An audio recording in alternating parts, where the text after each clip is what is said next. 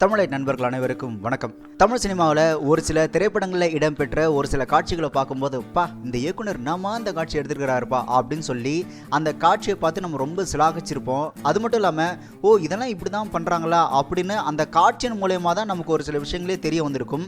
So இப்படியான காட்சிகளை எடுத்த அந்த இயக்குனரை நம்ம மனசளவோட ரொம்ப பாராட்டோம். அது மட்டும் இல்லாமல் அந்த படத்தில் அந்த காட்சி எப்படி இருந்தோ தெரியுமா அப்படின்னு சொல்லி அந்த காட்சியை பற்றி நம்மளோட ஃப்ரெண்ட்ஸுக்கிட்டே நம்ம பேசியிருப்போம். ஆனால் இப்படி நம்ம சிலாகிச்சு ரசித்த காட்சிகள்லாம் அந்த இயக்குனர் சொந்தமாக எடுத்தது இல்லைப்பா, அவரே வேற ஒரு படத்துல தான் எடுத்துருக்கிறாரு அப்படின்னு நினைக்கும் போது கொஞ்சம் கஷ்டமாக இருக்கும். அந்த மாதிரி தமிழ் சினிமாவில் நம்ம ரொம்பவே ரசித்து என்ஜாய் பண்ண ஒரு சில காட்சிகளை அந்த இயக்குனர் வேற எங்கேருந்து எடுத்து இங்கே கொண்டு வந்திருக்கிறாங்க அப்படின்றத பற்றி தான் நாம் இன்னைக்கு பார்க்க போகிறோம். இந்த லிஸ்ட்டில் முதல்ல ஒரு படம் கமல் அவர்கள் நடித்த விருமாண்டி திரைப்படம். இந்த படத்தோட கிளைமேக்ஸில் பார்த்தீங்க அப்படின்னா ஜெயில் சீக்வன்ஸில் ஒரு மிகப்பெரிய ஒரு ஃபைட் எடுத்திருப்பாங்க. அந்த ஃபைட் பார்க்குறதுக்கு உண்மையிலேயே ரொம்ப நல்லாயிருக்கும், நேச்சுராகவும் இருக்கும். அப்படி அந்த கிளைமேக்ஸ் சண்டை காட்சியில் பார்த்தீங்க அப்படின்னா இவங்க எல்லாரும் ஒரு ஜெயிலுக்குள்ளே மாட்டிப்பாங்க. அந்த ஜெயிலுக்குள்ளே நாசர் அவர்களை சுட்டுருவாங்க. இப்போது அந்த ஜெயில் ரூம்லேருந்து வெளியே போகணும் அப்படின்னா அந்த மிகப்பெரிய பூட்டை உடைக்க முடியாது அப்படின்றதுக்காக கமல் அவர்களும் அவர் கூட இருக்க சக கைதிகளும் என்ன பண்ணுவாங்க அப்படின்னா ஒரு மிகப்பெரிய நீட்டாக ஒரு பெரிய அடுப்பு மாரி இரும்பு அடுப்பு இருக்கும், அதை எடுத்துகிட்டு வந்து அந்த கேட்டை இடித்து அந்த மொத்த கேட்டையுமே சாய்ச்சிடுவாங்க. அதுக்கப்புறம் அந்த கேட்டோட நுனி வந்துட்டு ரொம்ப ஷார்ப்பாக இருக்கும். அந்த கேட்டை தலைமையில் தூக்கி வச்சுட்டு இவங்களை எதிர்க்க வரவங்கள அப்படியே தூக்கிட்டே போய் குத்துவாங்க கமல் அவர்களும் அவரோட சக கைதிகளும். இந்த காட்சியை ரொம்பவே அழகாக எடுத்திருப்பார் கமல் அவர்கள். அது மட்டும் இல்லாமல் அந்த சீனுக்கு பேக்ரவுண்ட் ஸ்கோர் வந்துட்டு ரொம்ப சூப்பராக போட்டிருப்பாரு இளையராஜா அவர்கள். இந்த காட்சி பார்த்தீங்க அப்படின்னா 2004 கமல் அவர்கள் இந்த மாதிரி ஒரு காட்சியை சிந்திச்சு எடுத்துடுவார் அப்படின்னு தெரிஞ்சு முன்கூட்டியே ஸ்டான்லி குப்ரிக் அப்படின்ற ஒரு இயக்குனர் 1960 ரிலீஸ் ஆன ஸ்பார்டகஸ் அப்படின்ற திரைப்படத்தில் இதே மாதிரியான ஒரு காட்சியை எடுத்து வச்சிருந்திருப்பாரு. இந்த ஸ்பார்டகஸ் அப்படின்ற திரைப்படத்தை பார்த்தீங்க அப்படின்னா ஆதிக்கத்தனத்துக்கும் அடிமை வர்க்கத்துக்கும் இடையே நடக்கக்கூடிய போராட்டம் தான் இந்த படத்தோட கதை. இந்த படத்தில் நிறைய ஜெயில் காட்சிகள், அந்த கொடுமையான காட்சிகளாக வரும். ஸோ அப்படி அந்த படத்தில் வந்த ஒரு காட்சி தான் இந்த காட்சி. ஸோ இந்த காட்சியை அப்படியே காப்பி அடித்து தான் வாயிலடி இந்த காட்சியிலேருந்து இன்ஸ்பயர் ஆகி தான் கமல் அவர்கள் விருமாண்டி படத்தில் அந்த ஒரு காட்சியை எடுத்து வச்சிருப்பாரு.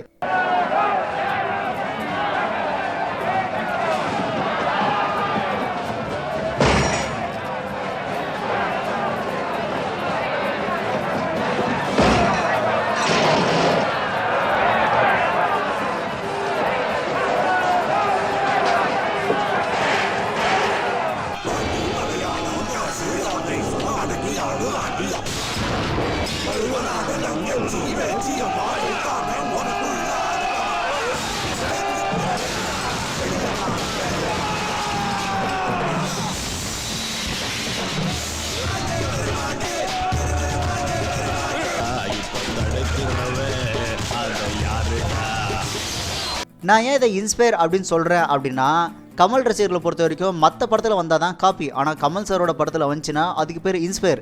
ஏன்னா கமல் ரசிகர்கள் காப்பியை கூட காப்பின்னு சொல்ல மாட்டாங்க, ஏன் காப்பியை குடிக்க மாட்டாங்கன்னு கூட வச்சுக்கலாம். ஸோ அவங்களோட அகராதியில் கமல் சார் அடித்தா அது பேர் காப்பி கிடையாது, இன்ஸ்பயர். அது மட்டும் இல்லாமல் இந்த ஒரு காட்சியை நான் ஸ்பார்டகஸ் அப்படின்ற திரைப்படத்தில் தான் காப்பி அடித்தேன், இன்ஸ்பயர் ஆகி எடுத்தேன் அப்படின்றத கமல் சார் ஆனந்த விகடனுக்கு கொடுத்த ஒரு இன்டர்வியூவில் சொல்லியிருந்தாரு. அதையும் அவர் ஏன் சொல்லியிருந்திருப்பாரு அப்படின்னா இப்போலாம் டெக்னாலஜி நிறைய வளர்ந்துருச்சு, எங்கேருந்து காப்பி அடித்தாலும் கண்டுபிடிச்ச உடனே போட்டுறாங்க. அதுக்கு நாமளே வாலண்டியராக வந்து ஆமாப்பா நான் அங்கேருந்து இன்ஸ்பயர் ஆகி எடுத்தேன் அப்படின்னு சொன்னால் அதை அப்படியே ஸ்டாப் பண்ணிடலாம் இல்லையா. ஸோ அந்த மாதிரியான ஒரு ஐடியாவில் தான் கமல் சார் சொல்லியிருப்பாருன்னு நினைக்கிறேன். ஸோ எப்படி இருந்தாலும் இந்த ஒரு காட்சி அப்படின்றது ஸ்பார்டகஸ் அப்படின்ற திரைப்படத்துலேருந்து எடுத்த அந்த காட்சி தான். இந்த லிஸ்ட்டில் அடுத்த வருது கமல் அவர்கள் நடித்த ராஜபார்வை. இந்த திரைப்படத்தில் கமல் அவர்கள் கண்ணு தெரியாத ஒரு வயலின் இசைக்கலைஞராக நடிச்சிருப்பாரு. கமல் அவர்களும் மாதவி அவர்களும் காதலிப்பாங்க. ஆனால் அவங்களோட காதலை மாதவி அவங்க வீட்டில் இருக்கவங்க ஏற்றுக்க மாட்டாங்க. அதனால் மாதவி அவர்களை வேற ஒருத்தருக்கு திருமணம் செஞ்சு கொடுக்கணும் அப்படின்றதுக்காக சர்ச்சில் அவங்களோட திருமண நிகழ்வுகள் நடைபெற்றுட்டே இருக்கும். அந்த திருமணத்தை சும்மா ஒரு மூணாவது மனுஷனை வேடிக்கை பார்க்கறதுக்காக கமல் அவர்களும் போய் உட்காந்துருப்பாங்க. ஆனால் அந்த திருமண நிகழ்வுகள் நடந்துகிட்டே இருக்கும்போது கமல் அவர்கள் அந்த கதாநாயகியோட பேரை சொல்லி, அதாவது அவங்க பேர் நான்சி, அந்த நான்சி அப்படின்ற பேரை சொல்லி கத்திட்டே இருப்பார். கதாநாயகி திரும்பி பார்த்த உடனே மறுபடியும் அவங்களுக்குள்ள அந்த காதல் வந்து அந்த சர்ச்சில் பல பேரோட எதிர்ப்பையும் மீறி அவங்க 2 பேர் அந்த சர்ச்சிலேருந்து தப்பிச்சு போய் ஒன்று சேர்ந்துருவாங்க. அந்த கிளைமேக்ஸ் காட்சியை ரொம்பவே அருமையாக எடுத்துருந்துருப்பாங்க. ஆனால் இந்த காட்சியை பார்த்தீங்க அப்படின்னா 1967 வந்த தி கிராஜுவேட் அப்படின்ற திரைப்படத்திலிருந்து அப்படியே எடுத்திருப்பாங்க. இந்த கிராஜுவேட் திரைப்படத்திலையும் பார்த்தீங்க அப்படின்னா கிளைமேக்ஸில் வந்துட்டு கதாநாயகி வேற ஒருத்தர் கூட திருமண ஏற்பாடுகள் சர்ச்சில் நடக்கும். அந்த கதாநாயகி பேர் வந்துட்டு எலன். அந்த கதாநாயகன் அங்கே வந்துட்டு எலினோட பேரை சொல்லி கத்திட்டே இருப்பார். உடனே கதாநாயகன் திரும்பி பார்த்ததுக்கப்புறம் பல பேரோட எதிர்ப்பையும் மீறி அந்த சர்ச்சிலும் தப்பிச்சு போய் 2 பேரும் ஒன்று சேர்ந்துருவாங்க. இந்த கிராஜுவேட் படத்தில் சிலுவையை வச்சு அந்த சர்ச்சோட டோரை க்ளோஸ் பண்ணுவார். ஆனால் ராஜாபுர திரைப்படத்தில் கண்ணு தெரியாமல் யூஸ் பண்ணுற அந்த ஸ்டிக்கை வச்சு அந்த சர்ச்சோட டோரை க்ளோஸ் பண்ணுவார் OG மகேந்திரன் அவர்கள். ரெண்டுத்துக்கும் இருக்கிற மிகப்பெரிய வித்தியாசம் என்ன அப்படின்னு பார்த்தீங்கன்னா, இந்த ஹீரோக்கு கண்ணு தெரியும், நம்ம கமல்ஹாசன் அவர்களுக்கு கண்ணு தெரியாது.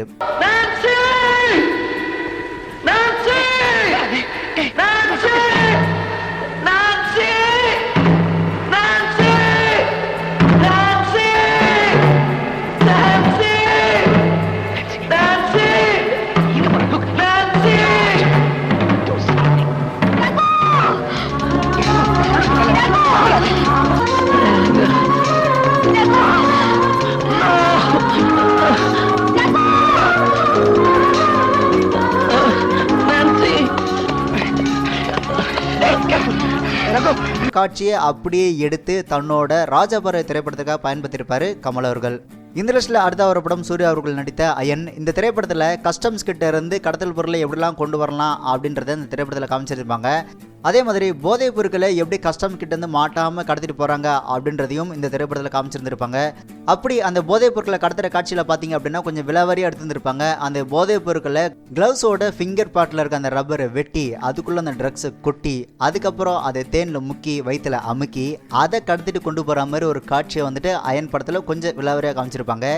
இந்த ஒரு காட்சியை பார்க்கும்போதும் இப்படிலாம் கடத்துறதுக்கான ஒரு ஐடியா இருக்குதா அப்படின்னு சொல்லி நம்மளை சிந்திக்க வைக்கிற மாதிரி அந்த ஒரு காட்சி எடுத்திருந்தாரு அந்த படத்தோட இயக்குனர்.